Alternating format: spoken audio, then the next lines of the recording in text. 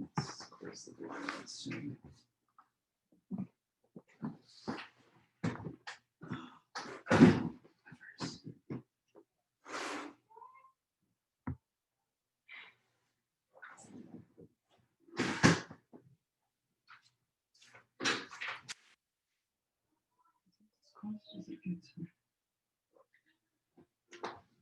Do I have your login? Sure.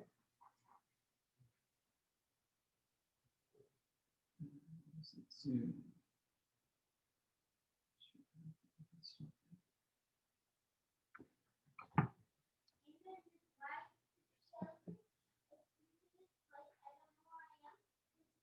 Out!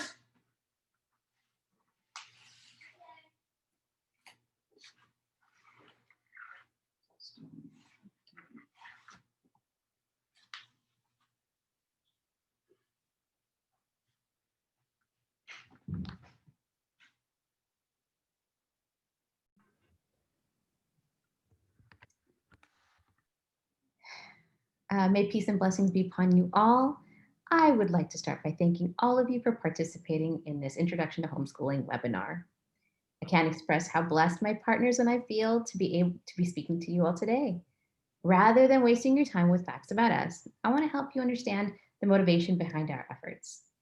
Each of us come from very different backgrounds. However, we're very passionate about home education and using our experiences, whether they're good or bad, to help guide others during this time of instability. The pandemic has caused us to rethink our lives and the way we educate our children. We've been forced into situations that were once inconceivable. Today, my friends and I want to offer each of you the support that every mother deserves and needs. Whether you plan to homeschool full-time, use homeschooling as a stopgap between life's latest challenges, or you just want to know a bit more about home education, we are here to help. And we would like to join you on your newest educational adventure.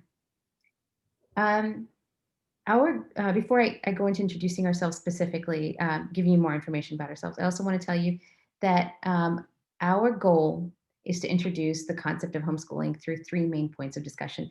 Now, we went back and forth about really what's most important for a person who's really just very new to homeschooling. So we sort of boiled it down to three main questions, which are what is homeschooling? What are the different kinds of homeschooling methodologies? Lastly, why should you homeschool? Please keep any questions you have handy. We'll have a short Q&A session after our presentation. Keep yourself muted if you like. Obviously, you guys are great with chatting, so please chat with us if you'd like.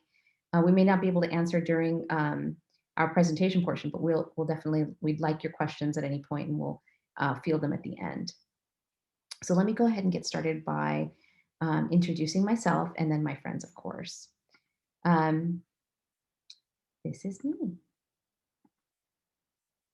I've homeschooled for over 10 years. Like I said, my eldest, I think I mentioned it, my eldest is 12 years old and he's in 7th grade. And I tell you, he's was the most obedient child and now the biggest handful. And my next one, my firecracker, he is 10 years old, almost 10 years old, and he is in 4th grade. The next one down, as you can see, they're nice and close in age, is 7, and he is in 2nd grade. Then we have my little one, my little girl who is 5 and has just begun her homeschooling journey with me, driving me insane at the age of 5. But it's been a ton of fun. I wanted to tell you a little bit about why my husband and I decided to go the homeschooling route. We looked into a lot of really cool schools. In fact, I'll be talking about the methodologies. Many of them I seriously considered. I looked into some of the fanciest, most expensive schools in our area, and believe it or not, I felt they didn't meet our needs. We really feel that you can do so much more with a child in the time allotted, in that 6 to 8 hours that you're given each day. You can accomplish a lot. I think you've also probably looked at other homeschooling moms who talk about the 2 or 3 hour day and you think, really, can you educate a child in 2 or 3 hours? Goodness gracious, yes. By God, it is so empowering to know that in a few hours a day, your child really gets all the education they need. And I'm the rigid one. we kind of have nicknames amongst the three of us. And believe me, I'm the one with the tests, and I'm the one with the record keeping, and I'm the one who wants to make sure my child is not missing anything a school child would miss out on. So if I can tell you this, then believe it or not, you can do it, and you can get everything in that they would get in a school environment, minus the bullying and the peer pressure and some of the other issues that we are very fortunate that we're able to avoid by homeschooling. And not to say that schooling is bad, schooling is a treasure as well. I mean, we're so lucky to have an education in this world, if we're that privilege. So I'm always appreciative of that. Here's some other facts about my kind of my humble beginnings. We started out, my children and I started out from the beginning, so none of them actually have entered school. We've always kind of co-opted. We actually started a co-op together with some other like-minded moms in Texas, in the northern Texas area. Um, what else? And you're welcome to take a look at a few other things I've done. But with that, I would love to introduce my friend Esma. Hey everyone. So my name is Asma, and welcome everyone. Um, about me, I'm a homeschooling mother of three. I have a baby. I have a 6-year-old who is in grade 2, and a 10-year-old who is in grade 4. We have been homeschooling from the beginning. But we started off homeschooling thinking that it would just be a temporary thing and that we would transition to school when we thought it suitable. But as we started doing it, we enjoyed the process and we saw the huge benefits in homeschooling. And as far as the type of homeschooling, we've done different kinds of homeschooling throughout the years. And we started off doing eclectic homeschooling, but as the kids went up their grades, we decided to stick with structured and scripted curricula, which really works best for us right now. But we're open to different curricula all the time. It's that is the benefit of homeschooling. There's a lot of amazing things that you can do. You can tweak it. You can to your child's needs. So I kind of like to play around with that. And the whole process of homeschooling has been a learning adventure for us, and one that I would love to share in order to benefit new homeschooling mothers, inshallah. So I would now like to request my friend Allah to kindly introduce herself. Hello, everyone. My name is Ala, and I'm a mother of two. I've also been homeschooling since the beginning. I didn't agree with the educational system where I was living at the time and decided to pursue information related to homeschooling my daughter at the time. So I searched for local resources and help, and I didn't find much information. So that's when I decided to start the first local co-op for homeschoolers, where I met a bunch of families who had similar goals in mind. This was a blessing for me because even after moving around, I realized that homeschooling is truly the best method for my family, and I love it more and more each day. I started off doing school at home and followed a very strict curriculum. But after much trial and error, I realized that it wasn't working for me and decided to be more eclectic to allow for more wiggle room when it came to curriculum and scheduling. I have a toddler as well as a seventh grader now. So it's definitely two completely different age groups I'm dealing with. I've learned so much through the years and would love to share my knowledge and help others navigate through their concerns. I now consider myself an eclectic homeschooler, but who knows what the future will bring as we learn more about ourselves. All right, and let's kick this right off. And we're going to answer the first question of this webinar. What is homeschooling? And here's Asma.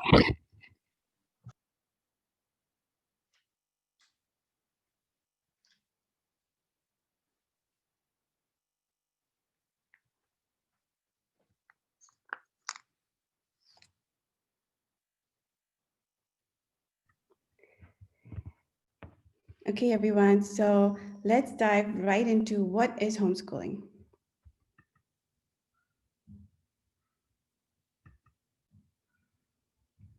Well, according to the dictionary, it is education of children at home by their parents.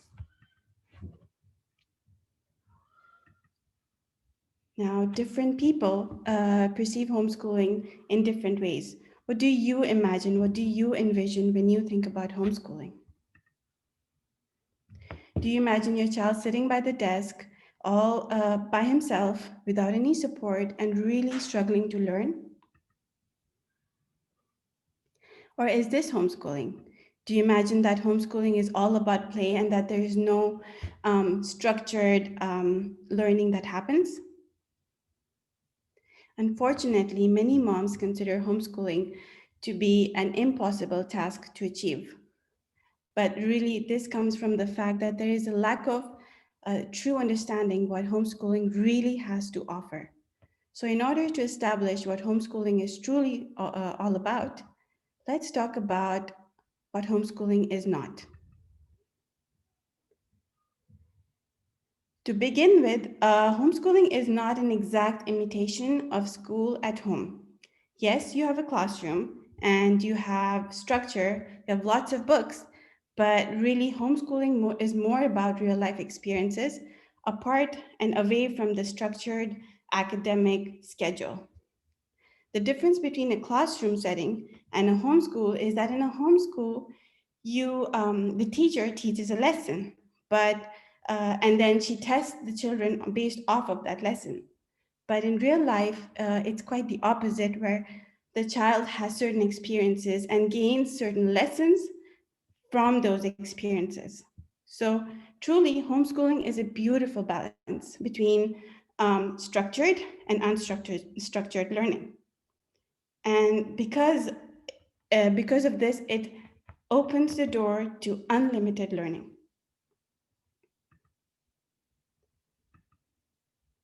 For example, homeschool children can do science in the kitchen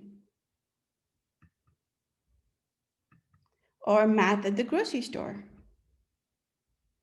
or even while playing games. They can also enjoy geography on fun road trips. Homeschool children also contribute a lot to the chores around the house. These very simple and basic skills, they teach children responsibility and independence. And by homeschooling, we can incorporate these chores, teach them these chores at as early as you think your child is ready. Also, many times, what happens is that the older child can help mama to homeschool by teaching the younger siblings. This teaches them empathy, that helps them communicate with each other. It builds on strong family bonds and bridges communication gaps that are a huge problem in our society today.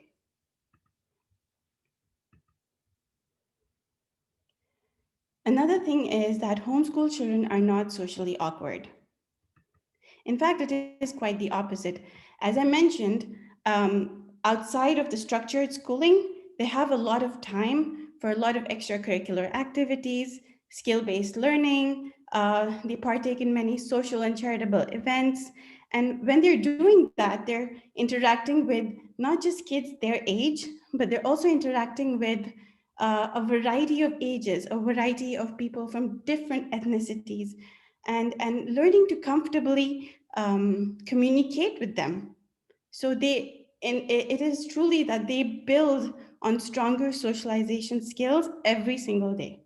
Here I have a study for you that was done to measure communication, daily living, socialization, and maturity between homeschool children and public school kids.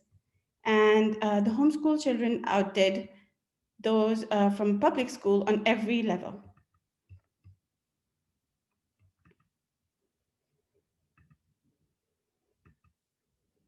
Homeschooling is also not a one size fits model. One size fits all model, sorry. So basically, every child has a different learning style. Some kids are auditory, some are kinesthetic, some are visual, and some are even a combination of these. Homeschooling allows you to identify your child's learning styles and to cater to those needs, to personalize their education so that they not only learn in a more effective manner, but they also enjoy the process of learning and therefore develop a lifelong love for learning, inshallah.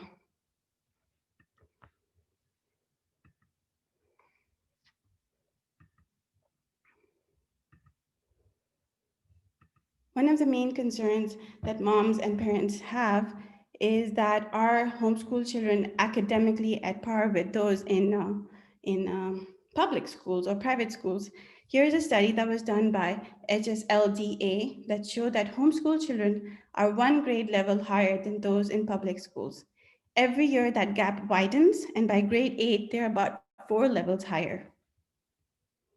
Lastly, I would like to say that homeschooling is an age-old practice that is now becoming mainstream. Just in the United States, there are 2.5 million homeschooling families, with homeschooling increasing, the rate of homeschooling increasing by 2 to 4% every year. In the UK, in the past 3 years, homeschooling has increased by a whopping 40%. So, and before I end my part of the discussion, I would like to end with a quote, uh, a very famous quote that says that whoever seeks a path in pursuit of knowledge, God makes easy a path for him or her to paradise. I would now like to hand over the discussion to my friend Risham Jacobs, who is going to talk to you about the different kinds of homeschooling.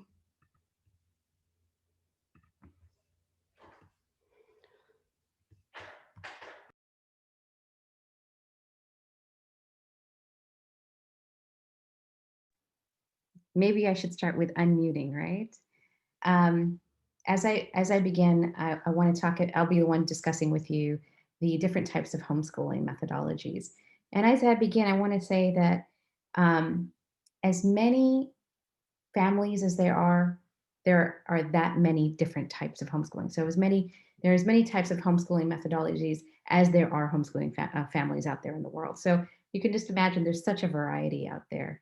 Um, with that being said, I do want to have you guys aware that there are some general directions you might want to go when you're working with your children. So you want to pick your style. And though all three of us, I think, would say we take a little bit from each of the different styles that I'm going to discuss with you, we all kind of began with one root methodology.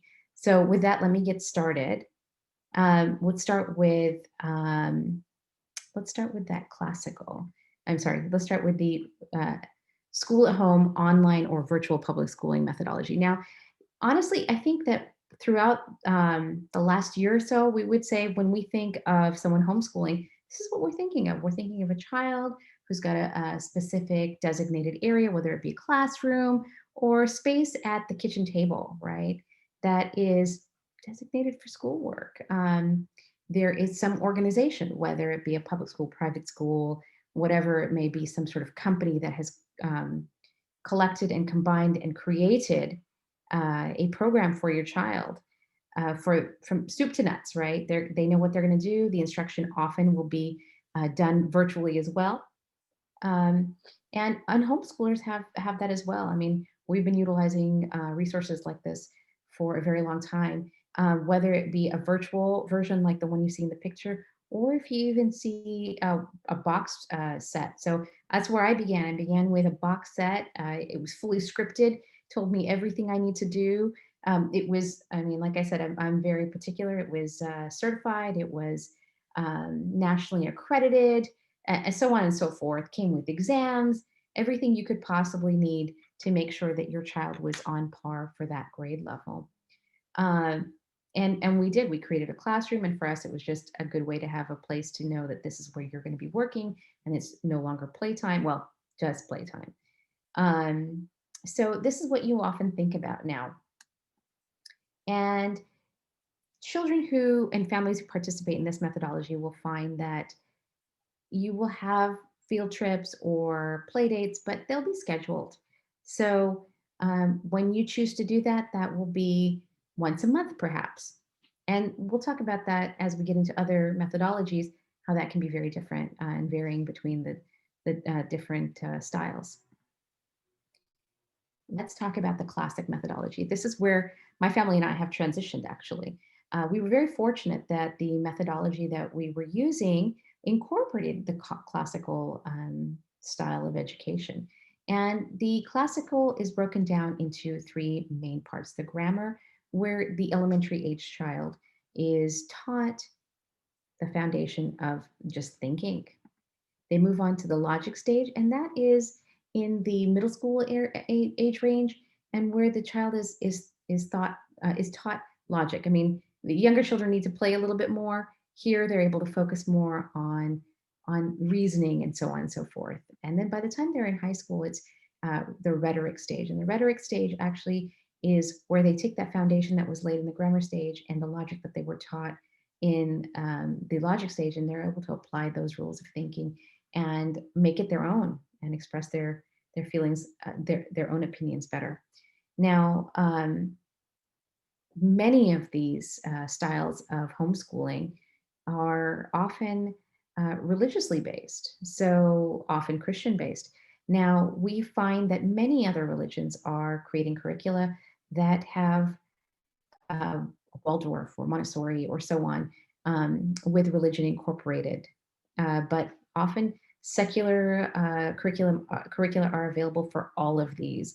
Now, oh, sorry, let me go back here a little bit.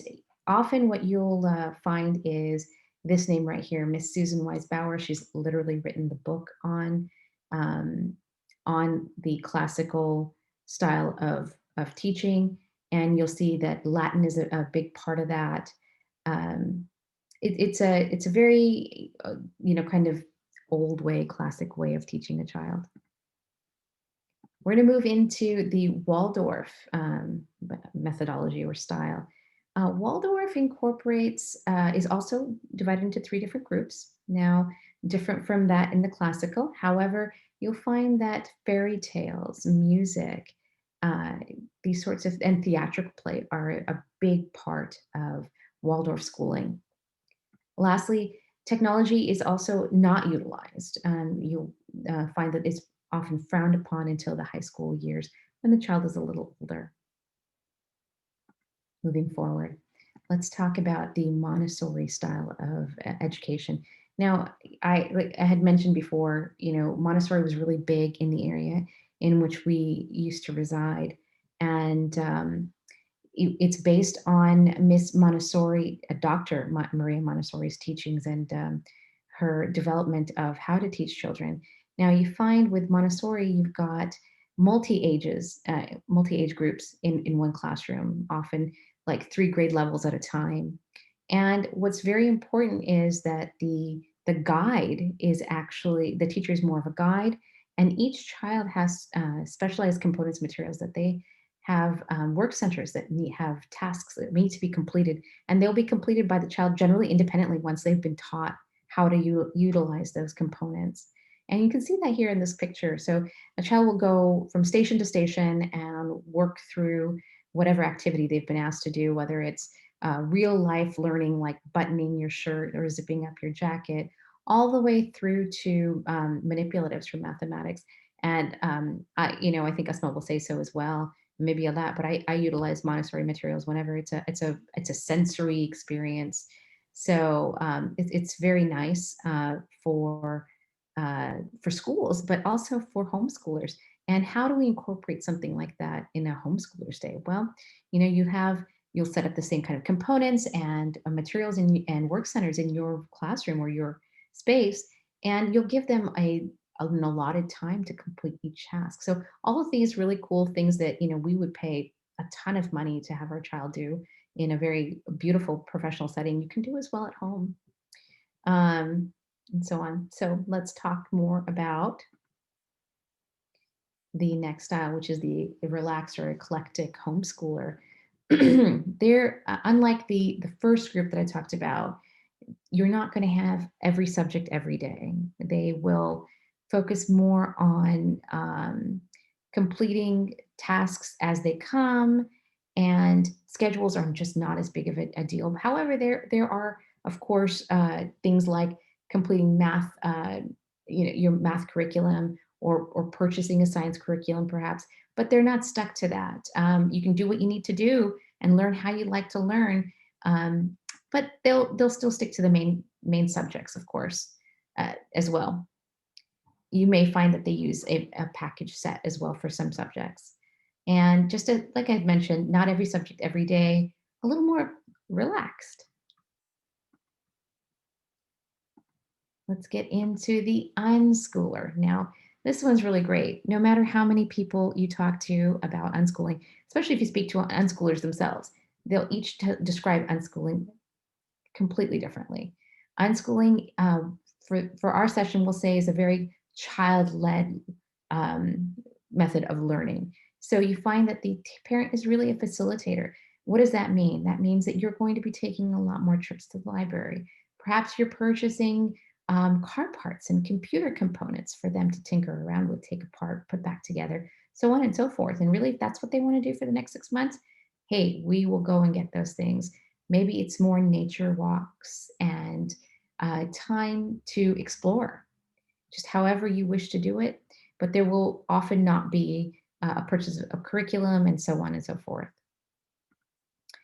Now, that being said, it takes just as much effort and time to unschool as it does in any of the other methodologies we've talked about. In fact, as well, can be just as financially not burdensome, but will cost something as well. But it all can be done in a very budget-friendly way.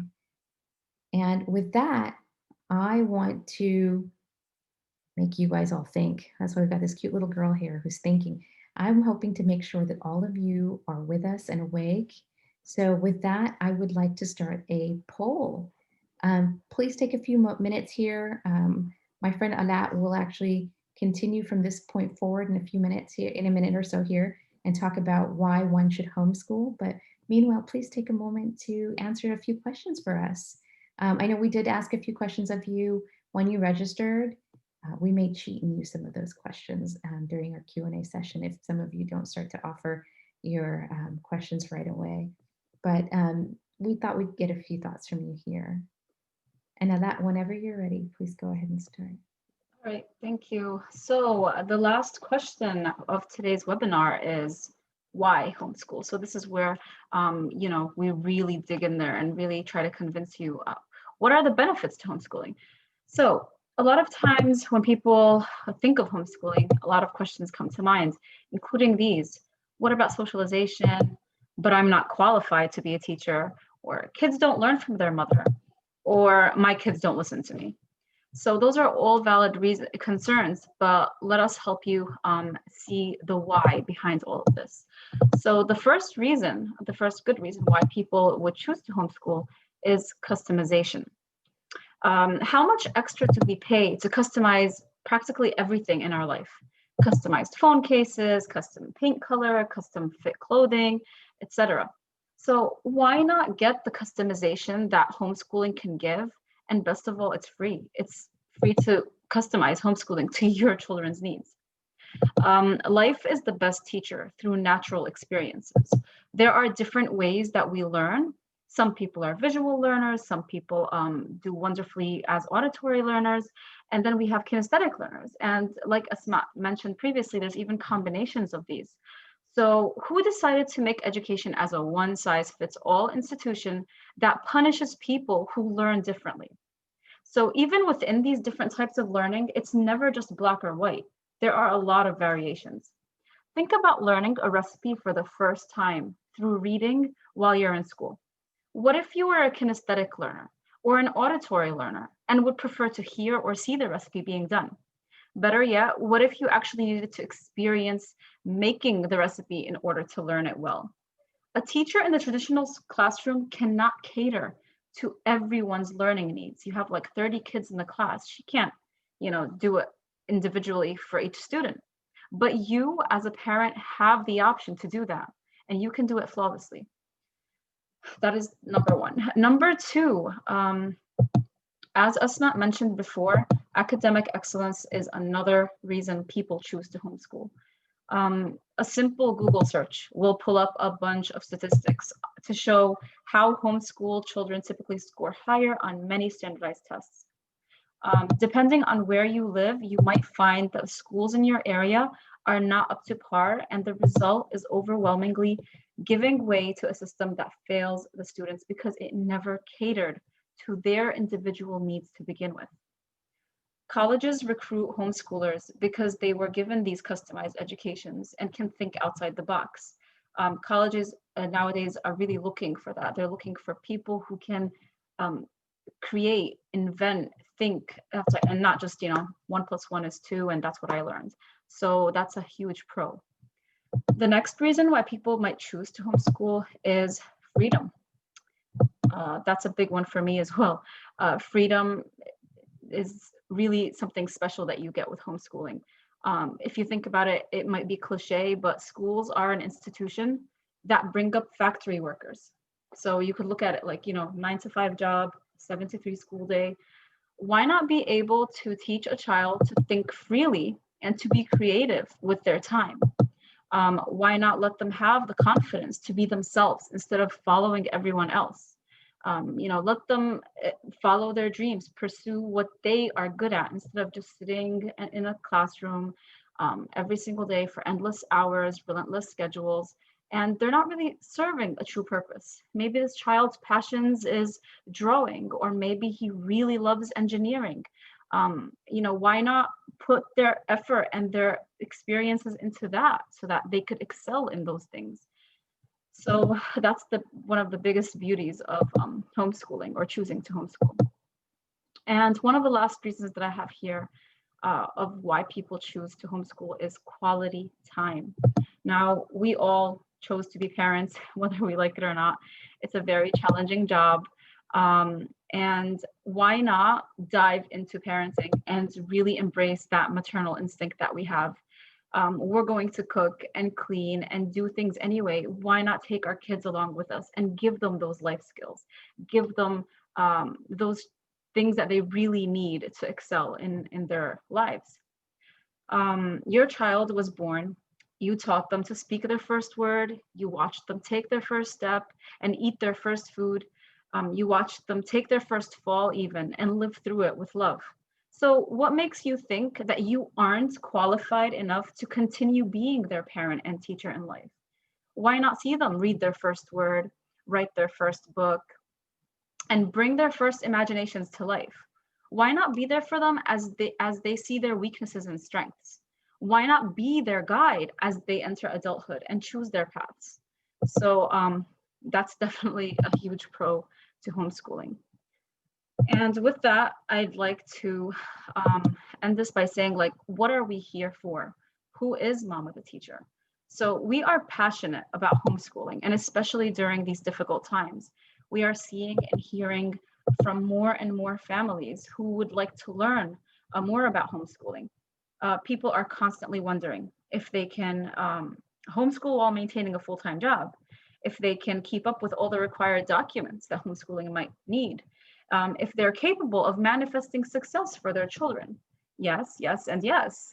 We're going to give you guys a question and answer session right now. So feel free to, have us answer any of your concerns, any of the things that you don't feel confident in, or what is stopping you from taking this next step. For those of you who are interested in a more personalized experience with any kind of help, we do offer different services you can find on our website, mamatheteacher.com. We offer services such as goal setting, curriculum selection, and scheduling, just there to support those who need extra help.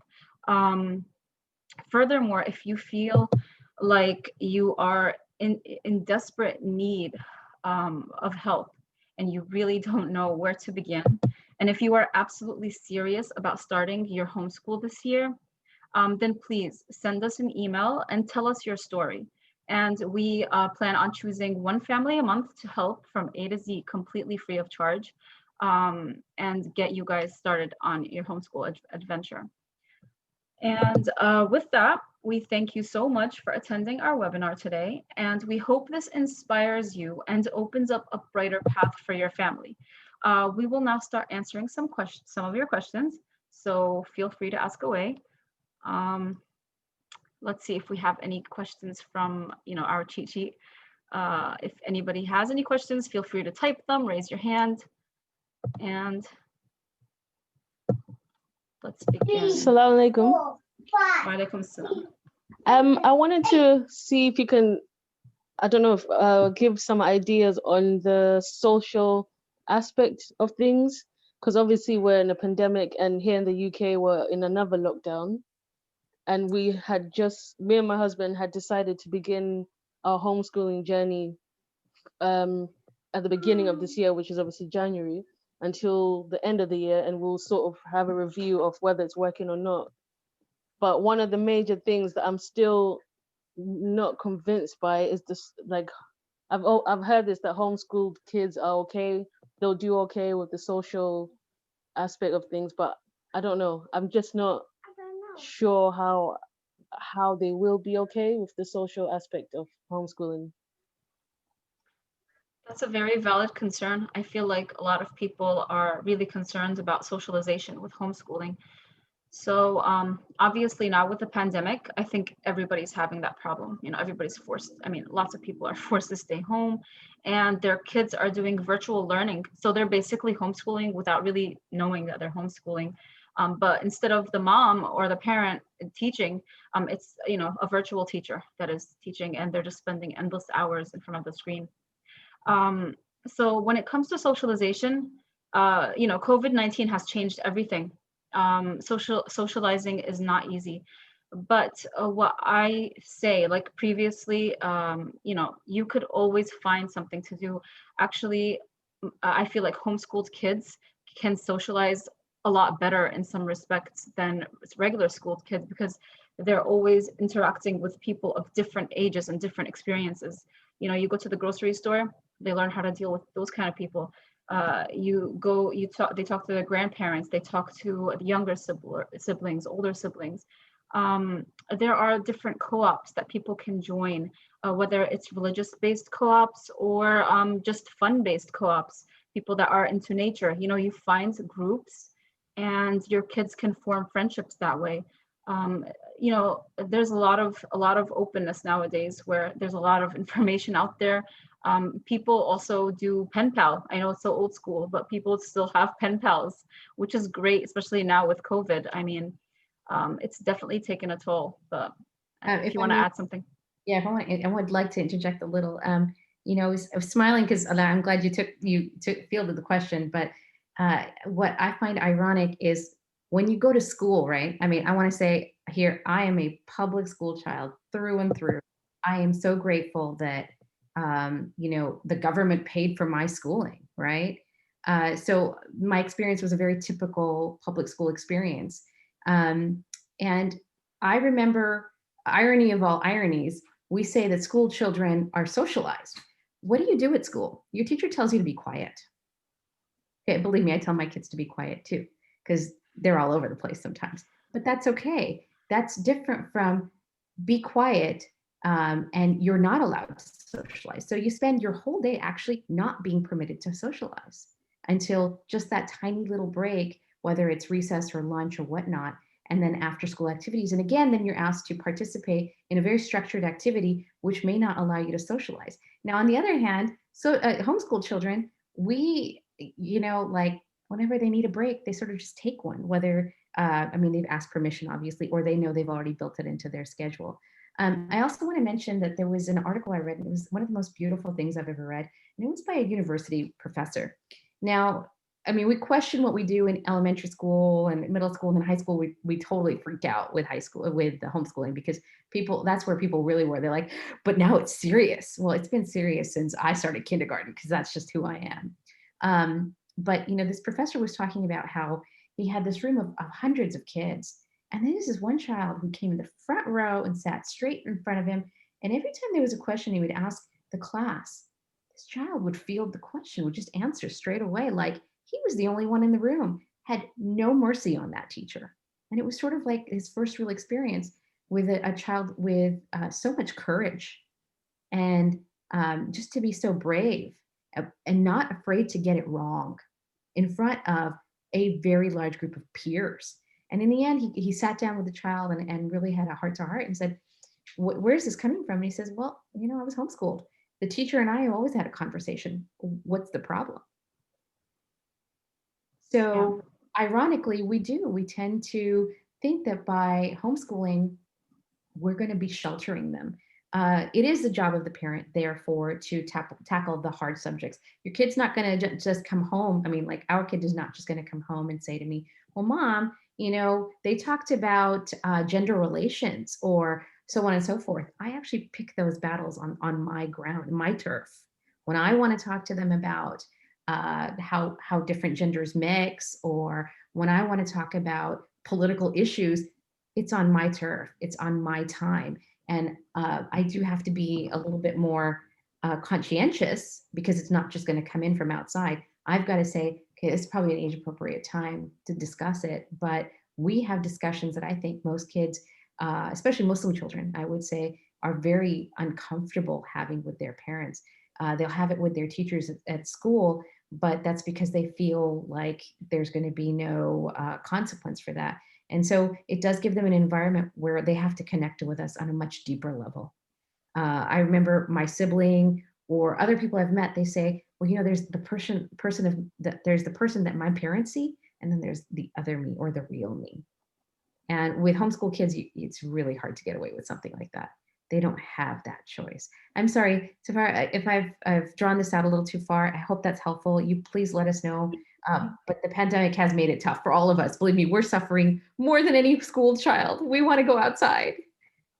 Yeah, but Yeah, no, Jazakallah khairan. It was mainly just because I have one kid and obviously he doesn't have like other siblings to sort of bounce off from. And I was Okay. just thinking, what can we do to sort of fill that gap in a sense? For this short period of time, you may be filling it with older people and just teaching them beautiful things like respect, right? With grandparents or older people that you see in the grocery store and where you do have to, you are forced to interact. And you may not even be taking the child out at all, but that making those FaceTime calls or virtual calls or whatever, unfortunately, I think we're all kind of in that. Yeah. All right, then. Yeah, that answers the question. Jazakallah khairan. but also maybe like mention, like outside of the pandemic, there's just a lot of room for it, right? That's not an issue. Yeah, it's just everybody right now. Yeah. Yeah. Mm-hmm. That was a beautiful question. Thank you for asking. Ladies, do you have anything else, or shall we pull from our hat?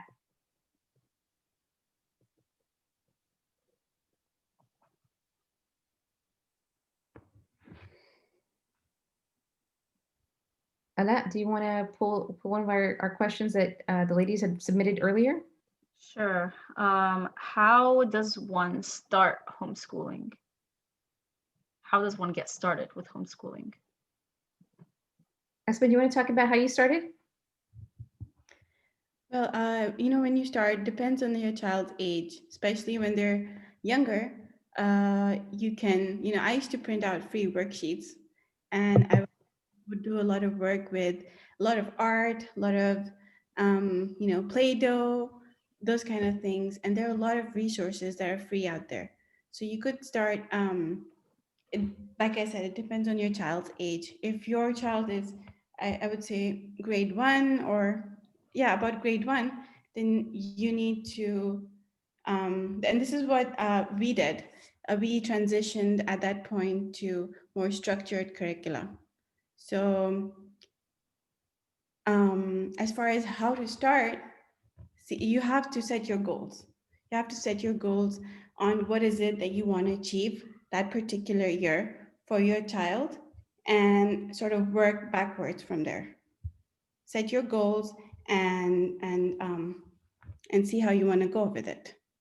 You might have goals like you want to do more Quran, or academically, you want your child to, let's say they're in kindergarten, they need to know all the alphabets, those kind of things.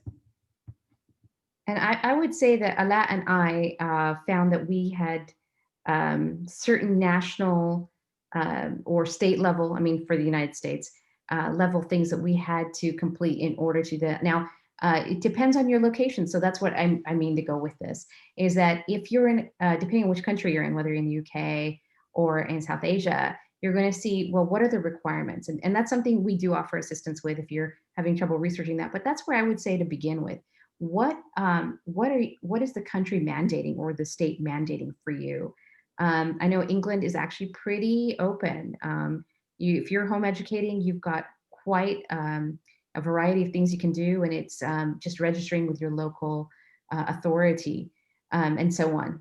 But in different places, such as where Ala is, you've got to register as well, right? And meet certain criteria. And some of the states actually require that you take their standardized yearly exam. So that's where I would start. And that's kind of where I started for myself. I said to myself, what do we have to get done for that grade? Like Asma had mentioned, but what do I need in order to be able to complete our standardized exams so that my child doesn't end up, in a classroom one day on the floor in a little ball saying, but I don't know how to do this or that, and I'm feeling anxiety and I've never done it because I'm homeschooled. Well, that's not the case because you've had practice. We didn't have to report to a board necessarily, but we were ready for that. So I would say if you're going to begin today, you'd have to not only set your goals, but see what the local requirements are, legally what your rights are, and so on and so forth. And like I said, we assist with that, but that's something you can easily look up.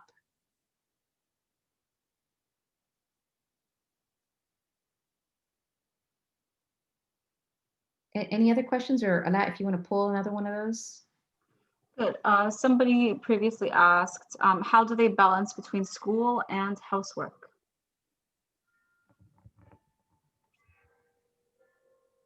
That can be an easy one. You can incorporate housework into your school. So your kids can definitely play a huge role in that because, even though it's considered, chores, school is important, but chores are just as important. How is a child ever going to grow and learn how to mend their ripped shirt or cook something? Just, simply making a simple meal nowadays is like, whoa, like so many children are not taught the essentials. They can't even fry an egg. They're shocked at how you crack open an egg. That's not normal. These are life skills. We're human. We need to know how to cook, clean, how to sanitize things well, especially now with COVID, right? So, doing household chores can be managed because you're basically teaching your kid how to do these things. And through them, they're also learning educational things. So while you're baking a cake, they're learning measurements and how to half a recipe, how to double a recipe, how to think, how many people are here for lunch today. So how many, meals do I need to make? How many cups of rice do I need to make? Estimating. These are all skills and educational things that you need, whether they're just the life skills or real educational skills. So they could definitely be incorporated into a schedule. We've got a question here. One of my concerns is limited interaction, like was covered earlier. In the place in this place I hardly know anyone. And so my kids have even fewer chances of meeting other kids. And my husband is not against homeschooling, but I don't really have support from him regarding the decision of how things go about. Okay, so let's talk a little bit about this. When you're a little bit isolated, right? There often I find there are classes. So just because we homeschool doesn't mean that they don't take instruction. The kids don't take instruction from other people. I don't focus on art. I can tell you, I would like to pay somebody else who knows what they're doing and enjoys cleaning up that mess because I don't want to have anything to do with it. So we do try to find classes, and often those are after school. And those kids that would be going to school with your child, that's a great way to find them. Finding other people who feel isolated as well. That's another way. I mean, we in the US used to have meetup groups that online would say, it's a meetup for children of 2008 that were born in 2008, for example. That's a kind of online homeschool dating, I guess, in a sense. So we would find other like-minded moms that way that just wanted to meet up for play dates. You find, I definitely believe in farming out some things. You find a soccer league, a group of children playing soccer, right? An organization that does that. It's a great way. And you don't need a lot of kids. You just need the right kids around your children. And in an organization like that, there will be a lot of kids anyway. Unless the two of you want to add anything to that. Yeah, for me, that was one of the main things. So, like Risham said, we started a lot of classes, as much as obviously you can do. So every day, most days, we would after school we would go and we would do class, karate. We even did art class. So they're interacting with the coaches, they're interacting with the kids in there, and I think that's half a day of interaction, and that's a lot. The second part of this question was, and also kind of leads to Farah's question, is getting support from others on this decision. Or, often a spouse, if they're not really on board because they don't know, I mean, the learning, the education is left to us, right? So they don't really know what's involved. And I remember early on in my eldest son's educational career, I want to say, often people would come to us and say, so where are the work pages he did today? And I would say, he's 4 or 3, but preschools have page upon page of work, and a dad can see that, and they see progress when they see that piece of paper. So I would say one of the things that dads like is kind of proof is in the pudding, right? They want to see some results. They want to see what that kid's doing. So you can, like Asma said, research and get the things that you want to teach their child. And if you're working on phonics, you get all those worksheets and download them on phonics. Or you get one of those cute little books that have, the phonics all together, or even buy a curriculum for that. So they can see daily progress. And creating a schedule is also something I find is very helpful for those. I mean, my husband was on board because his family was very into alternative learning. But I think when he's asked by other dads, like, what is this homeschooling stuff you're doing? He can turn around and tell them my schedule by hour. And a lot of those parents, especially now that they're not in school, will say, your kid begins that early in the day and they're doing all these subjects. Really, how is that? So I want you to know that giving them something tangible, like a schedule, like daily completed work, or showing them what maybe a curriculum would make you do on a daily basis, would really help them come on board. And saying some of these things are accredited internationally and nationally.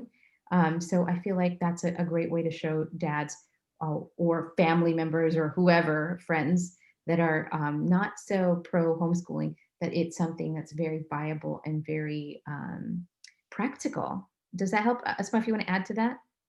Yeah, so for me, my husband wasn't on board either. So like Risham said, the proof is in the pudding. So I asked my husband to give me some time. I asked him I need a year to prove that I could do this. And um, so basically, I asked him for a year, and I gave that year my best shot. And so that's really, maybe ask your husband for a little time, ask him for 6 months or so to prove yourself. And then that would also help you decide how you feel about homeschooling, going forward. Do you feel like it's working? Yeah, that's really what worked for me. Absolutely.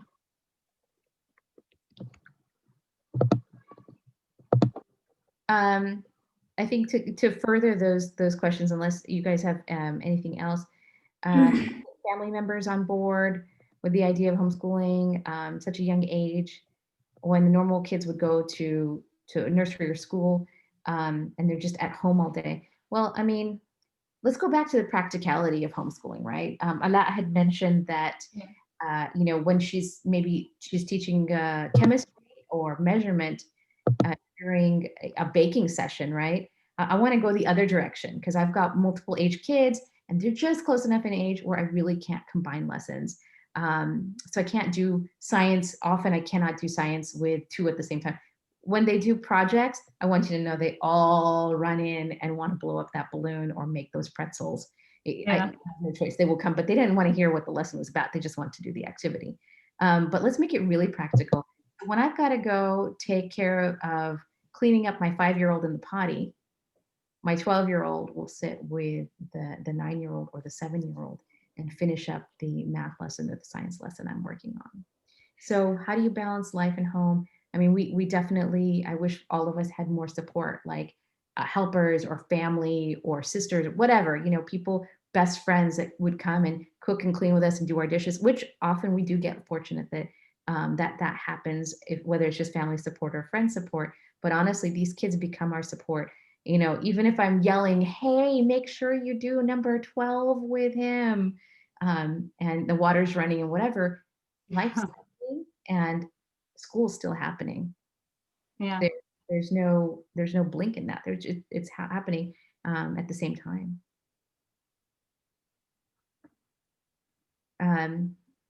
I'm sorry. I feel like we haven't fully answered, or it's far. And Sarah, if you want to chime in and say what else, anything else any other concerns, if you want to talk about maybe specific examples, like what do your husbands say, or what do the community members say about, what is your kid doing all day long, or if you should homeschool them? We haven't actually told anyone yet. So I just wanted some tips on what to say, because I know his mum, she used to teach, so I know she'll definitely have a lot of concerns because she's had the experience with obviously public schools. And my mum, she's more on, he just needs to be around other kids, like she says it all the time. And it's now starting to get to me where I'm like, oh my God, what if he ends up, not socially, socially awkward, or are we actually ready for this? But then obviously, I know we're ready for it. It's just having that confidence to tell them. Are you able to partake in like a local kind of art class or something with a local creche? I mean, I know that there's some cool things. I mean, England, I love because there were so many different options. We used to do cool things like, if this is all right, we would do like children's theater. We would go and we would read about it, and we would go participate. It's kind of like every day is a field trip. So I would get all of my housework done in the afternoon. So in the morning when they woke up, I would get them ready and we would do an activity, whether it was just play dates with other friends or whatever, or I would sign up for something and then I would participate with them, whether it was, and this is so embarrassing, mommy and me yoga. And I want you to know that one time I closed my eyes, he fell on my face, never went back to mommy and me yoga. But it was an activity, there were other children there. And, he was the only boy and it was so funny. But there are so many experiences. Now, I also certified as a teacher. I mean, it wasn't like, that wasn't my degree, but, I know what the school environment's like. So, convincing his mom that you have a tough situation there. But I think if your kid is always busy, she'll see that, knowing that what she used to do with one child in 6 hours, I mean, what 30 kids in 6 hours a day, 8 hours a day, you're doing in like an hour, 2 hours a day Yeah. max. So, do the work and have him show her.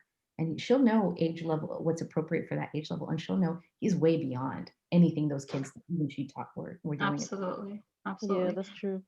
I also want to mention, I also spent about 10 years with my now 7th graders without having any other siblings. So like now I have a 2-year-old as well.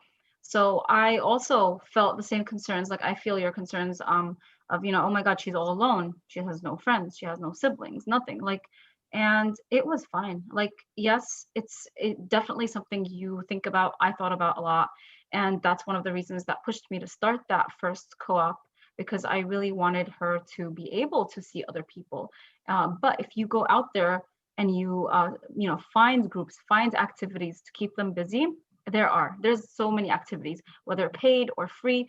But the issue right now, which everyone is facing, not just homeschoolers, is COVID and the lockdowns. But besides that, getting past that, I mean, there's a lot of activities or group stuff that is being done virtually, I guess, for everybody. So lots of people meet online and have like toddler time, or I don't know, different age levels. There's like OutSchool. There's a lot of resources out there to keep your kid like in sync with other kids. I mean, Gymboree, for example, is an international organization, and they have been doing virtual classes. My youngest attended them, and they do yoga and they do painting, and then they make pizza and whatnot. And that's completely separate from. I mean, you're doing it completely virtually. So during lockdown, these are kind of the only choices every single one of us has, unfortunately. Yeah.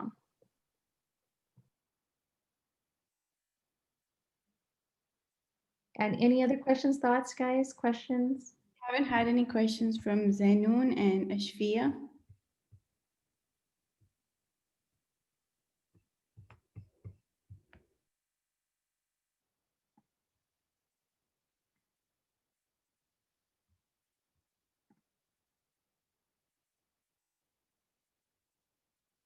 Maybe one last question from our list on that. Sure. So a lot of people would like to know, how do you keep kids engaged and give hands-on activities?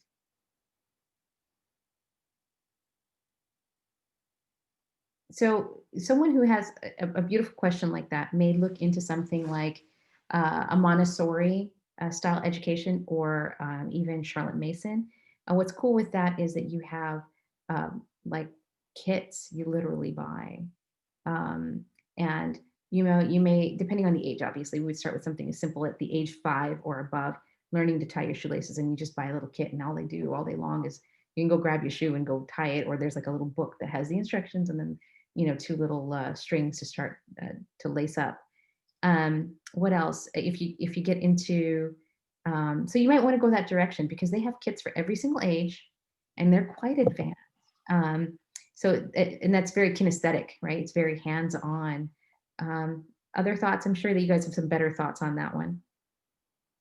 Yeah, no, absolutely. That's definitely one of the ways. There's so many things you could look up on Pinterest with different ideas of how to incorporate hands-on activities for all grade levels. Like whether they're, of course, like most of the hands-on stuff is going to happen like in younger elementary, but you could even find things for, middle school and high school.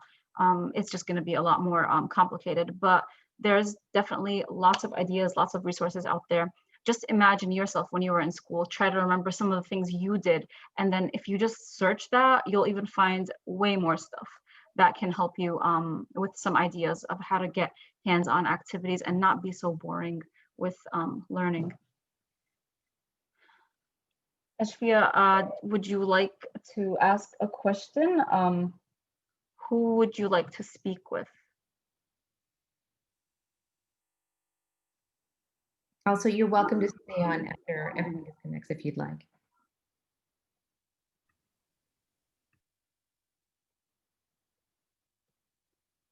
Sure. Sure. If there are any more questions, and then otherwise we can end our session for today. We don't want to keep you too long. Yeah. You guys are free to leave if you have benefited. I hope you have benefited from our webinar today and we answered some of your questions. And we hope that this inspires you to take your next step, inshallah.